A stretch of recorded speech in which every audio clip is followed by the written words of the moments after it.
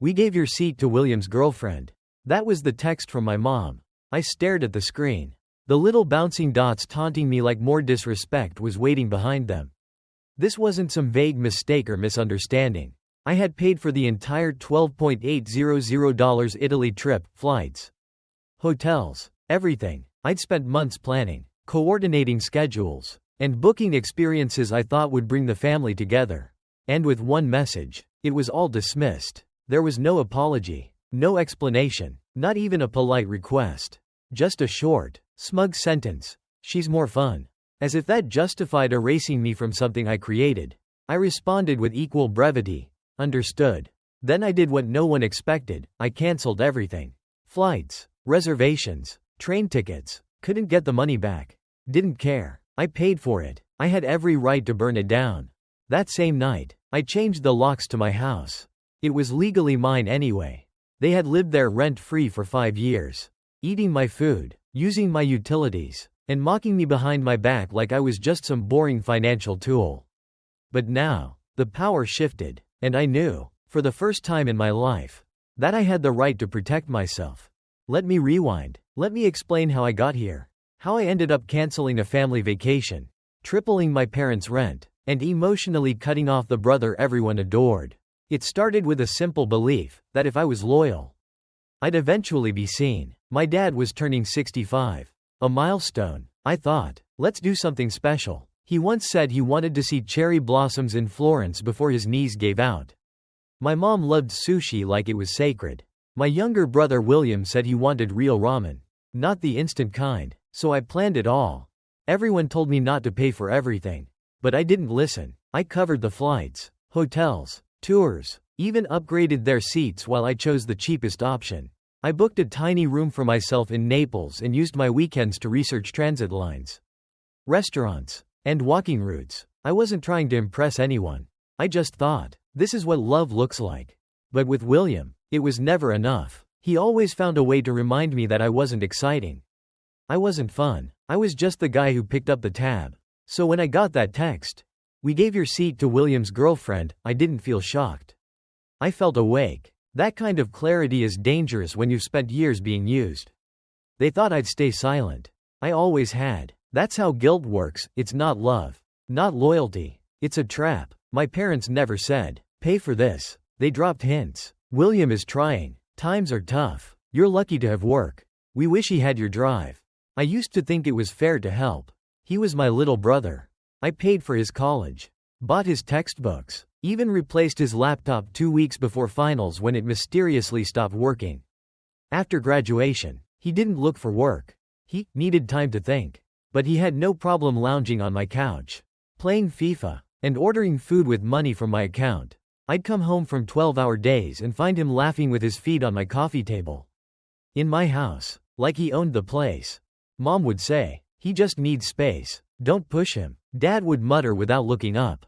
Let him be. It got worse when he met Evelyn. She moved in 2 months after they met. No discussion. No rent. No questions. She took over the kitchen. Binge-watched Netflix on my account.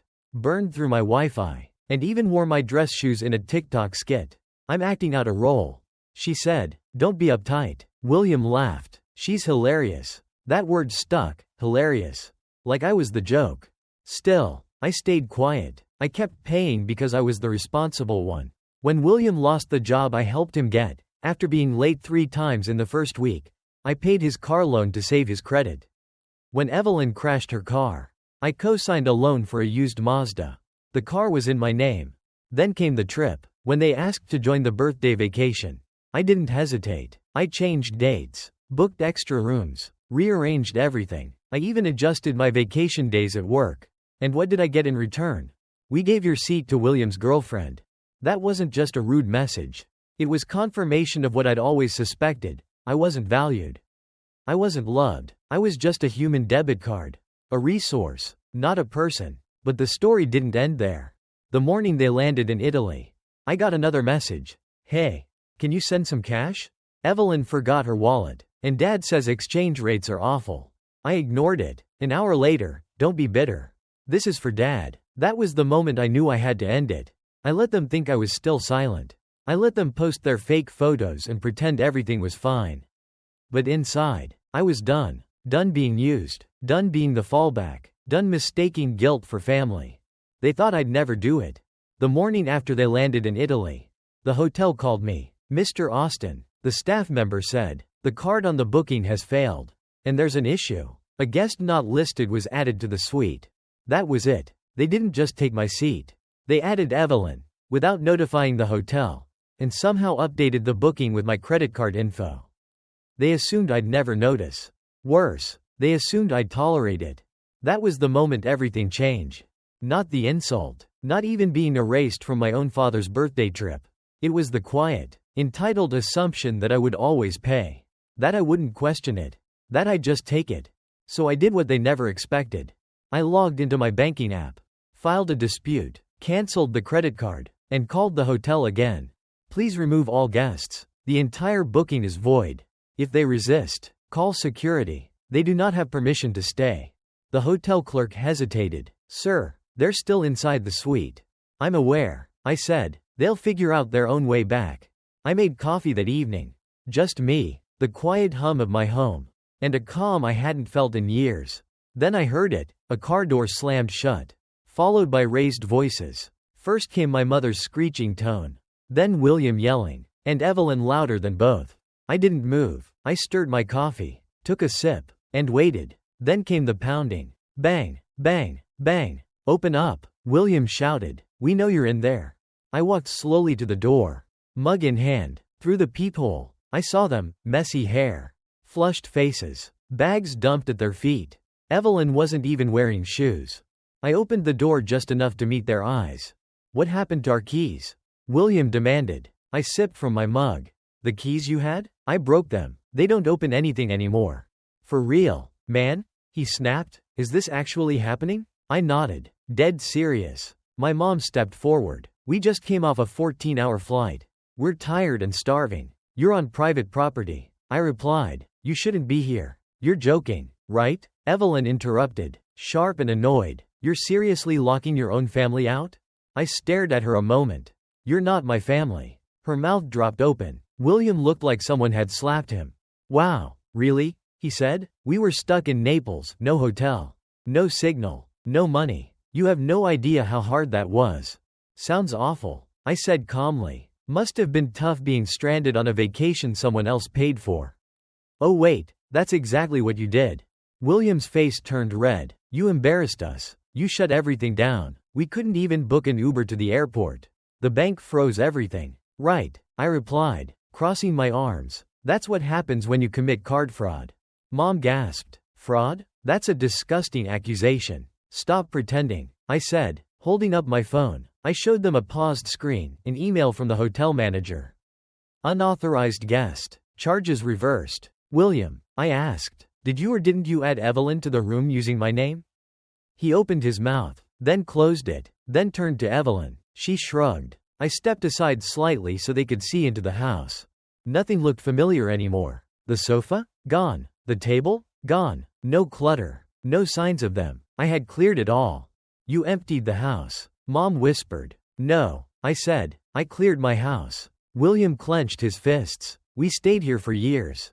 And never paid a cent." I added. "Never helped. Never showed respect. We're family," Mom said, her voice rising. "You're treating us like criminals." I laughed once, cold. "Quiet. One bad choice? You hijacked a trip I planned, misused my card, and erased me from my own father's birthday. All because I wasn't entertaining enough.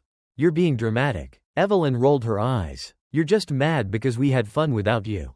I stepped out, closed the door behind me, and stood face to face with all of them. "You think this is about Italy?" I asked, voice low. "This is about every year I paid your bills. Every time you lived here for free while laughing behind my back. Every single moment I made your lives easier while mine stayed invisible." "We never," Mom began. "Yes," I said firmly. "You did. All of you. And now I'm done." William stared, confused. "So we're just out? On the street?" "No," I said. "You have 14 days. After that, you're out. The rent is now 3 times higher. You'll pay every utility. The spare guest room is locked. If you stay, you pay." "You're joking," Evelyn snapped. I'm not, I said, pulling out a document from my jacket. This is your rental agreement. Effective immediately. And by the way, your credit cards were declined at the cafe this morning. I got the alerts. Silence fell. I turned to go back inside. Wait, William said, grabbing my arm. His voice shook. Please, I've got nowhere else to go. Evelyn thought this trip would help us all reconnect. Evelyn opened her mouth, then stopped. William's eyes were watery. He was crying. I looked at him and felt nothing. No sadness, no guilt, no anger, just stillness. You were my brother, I told him, but you picked fun over family. That's not love, that's entertainment. Then I turned, walked inside, locked the door behind me, and left them in the wind. I expected chaos, screaming, threats, begging, at the very least, a flurry of guilt-soaked messages. But the day after I locked the door on my family, the house was quiet, eerily quiet, no group chat pings, no missed calls, no passive-aggressive updates, just silence. I sat at the kitchen table that morning, coffee in hand. A buttered roll on my plate, and felt something strange. Not anger, not regret, just calm, not the kind of silence you hear, but the kind that settles deep inside your chest when the noise of obligation finally stops. By the fourth day, my phone buzzed. A message from my mother. Can we talk? I regret everything we all did wrong. Don't do this to Dad. I didn't reply. Not because I had nothing to say, but because, for once, I didn't feel I owed them an explanation. They'd never earned one. That same week, the consequences began to hit them in waves. Their bank card stopped working. Evelyn tried to buy coffee. It was declined. Twice. I got the alerts. A few hours later, she posted online. Some people are just spiteful. Then she deleted it 5 minutes later. 7 days after the contract change, I got an email from our shared family login. We're having trouble managing the new rent amount. Can we talk about other options? No signature, no responsibility, just desperation hidden behind vagueness. I said nothing. William, who had spent years lounging in my home without a single stable job, suddenly started working small side gigs. Someone from my gym mentioned seeing him folding towels at a local fitness center. For a moment, I almost felt pity. Almost. Instead, I looked around my new apartment. A clean, compact loft with floor-to-ceiling windows, bare wood floors, and zero clutter. No overflowing shoe racks, no mystery leftovers in the fridge, no noise, no one asking when rent was due, no one needing a loan until Friday. I woke up at 7 a.m., went to the gym, brewed my own coffee, logged into work, and took evening walks with no one waiting to guilt-trip me at home. Every decision I made was mine. Every dollar, every breath, every moment. For once, my life wasn't a shared resource. It was mine. A few weeks later, William messaged me directly. I know I messed up. Evelyn left. She said this wasn't what she signed up for. I see now that you were right. I stared at his words for a long while. This was the same William who laughed at my goals, called me uptight, and said I didn't know how to have fun. Now he was sitting in someone else's basement, abandoned by the very person he sacrificed his own brother for. I didn't reply. But that wasn't the end. A formal letter arrived, from a legal representative. My parents were now claiming partial ownership of my house. The one they lived in rent-free. The one I paid for, maintained, and repaired with my money. My lawyer reviewed it, shook her head, and laughed. They have no proof. They're grasping. I laughed too, not out of amusement, but disbelief. After all this, they still thought they were entitled to what I built. I remembered something my mother once said, if this is your house, it's our house too. Not anymore. She sent me one final message. We didn't raise you to be like this. Your father would be ashamed. This time, I responded, you raised me to obey you. That's over. The most surprising thing wasn't their outrage, it was how quickly their lives unraveled without me. William was pulling 10-hour shifts just to afford the new rent. My mom, once proud to brag about her responsible son, began calling up old contacts, the same people she used to mock for not supporting their kids. And my dad? He stayed silent. Just like always, he never defended me, never stopped the emotional drain. He didn't raise his voice when I was disrespected. He didn't stop Evelyn from treating my home like a playground. His loyalty was to stillness. But even silence can be harmful, especially when it sides with those doing damage. So I stopped hoping he'd speak up. And I built peace instead. One evening, I sat in my quiet new place. No screens, no notifications, just me, a hot mug of coffee, and the gentle lights from buildings outside. For the first time in years, the stillness didn't feel hollow. It felt earned. As I unpacked the last of my boxes, I found an old plastic bin. Inside, printed boarding passes, hotel receipts, copies of payments made in my name. Every family memory we ever made, every trip, every celebration, was paid for with my wallet. And in every picture, I was in the background, smiling, driving, organizing, paying. Everyone else? Laughing, carefree, passengers in a car I was steering. I once thought that made me strong. Now I realize it made me invisible. They didn't care about me. They cared about the access I gave them. And when I stopped giving, they stopped pretending. Since Evelyn left, William hasn't messaged again. I heard through someone we both know that he's delivering food now and sleeping in a friend's basement. For the first time, I didn't feel superior. I just felt nothing. Because his life is no longer my emergency. And his struggle is no longer my job. 90 days have passed since I shut it all down. No more free living. No more last-minute money transfers. No more being the dependable older brother who acted like love meant never saying no. I used to think I'd regret it. That I'd feel cold, or cruel, or isolated. That maybe, without them, the silence would sting. But it didn't. Instead, I found something I didn't expect: peace. Now, when I wake up, there's no knot in my chest. I don't reach for my phone dreading a guilt-laced message or a favor disguised as family concern. No surprise emergencies. No whispered expectations that I'd clean up messes I didn't create. It's like walking out of heavy fog. I can breathe, fully, freely, finally. 7 days ago, I found a sticky note and wrote something down. I placed it on the mirror in my bathroom. Nobody is owed more than what I owe myself.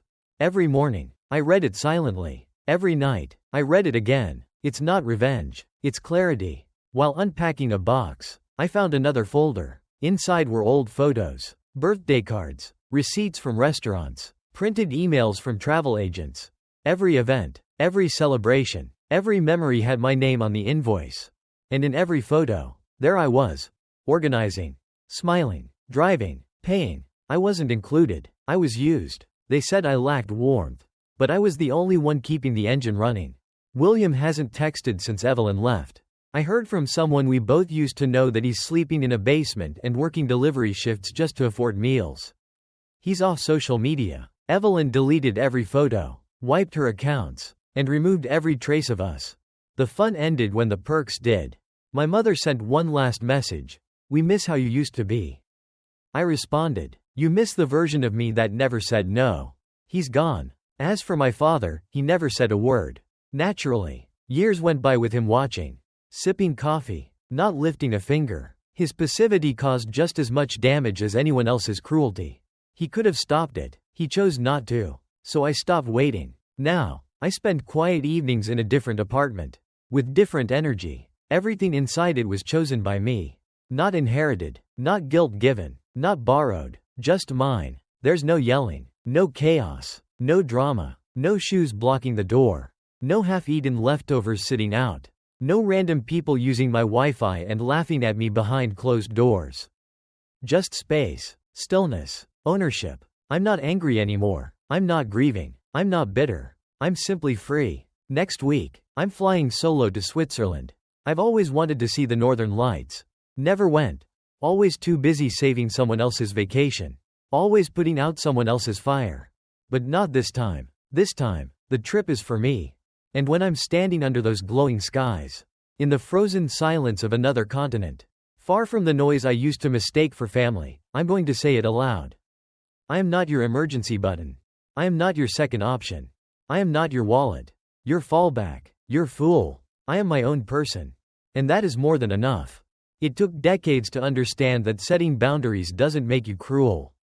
Saying no isn't abandonment. And walking away from people who drain you isn't selfish, it's survival. They called me cold. They called me heartless. They said I'd change. They were right. I change. I used to be the floor they walked on. Now I'm the sea they cannot cross. And strangely, I don't hate them. I don't wish them pain. I don't want revenge. I just want distance. Distance between me and the version of myself that let guilt take the wheel. Distance from the pattern of rescuing people who mocked me once they felt safe. Distance from fake traditions dressed up as love. The real turning point? It wasn't when I canceled the trip. Not even when I locked the door. It was when I stopped caring what they felt about my choices. Because for years, I cared too much. I cared when they rolled their eyes. When they called me boring. When they laughed at my routines. When they told me I wasn't fun. I tried harder. Paid more. Gave more. Smiled through the disrespect. That's over. Now, I don't chase texts. I don't fear holidays. I don't plan dinners no one will thank me for. I don't make space in my life for people who only show up when they need something. And every time I forget, I read the sticky note again. Nobody is owed more than what I owe myself. That line? It saved me. I thought walking away meant failure. Now I know it means freedom. Because the truth is, I was never hard to love. I was just easy to use. And I've finally stopped offering myself on a silver platter to people who don't even bring napkins. So here's to solo flights. To quiet apartments. To meals I buy for me. To peace that isn't negotiated. To love that isn't conditional. And to never again mistaking guilt for love.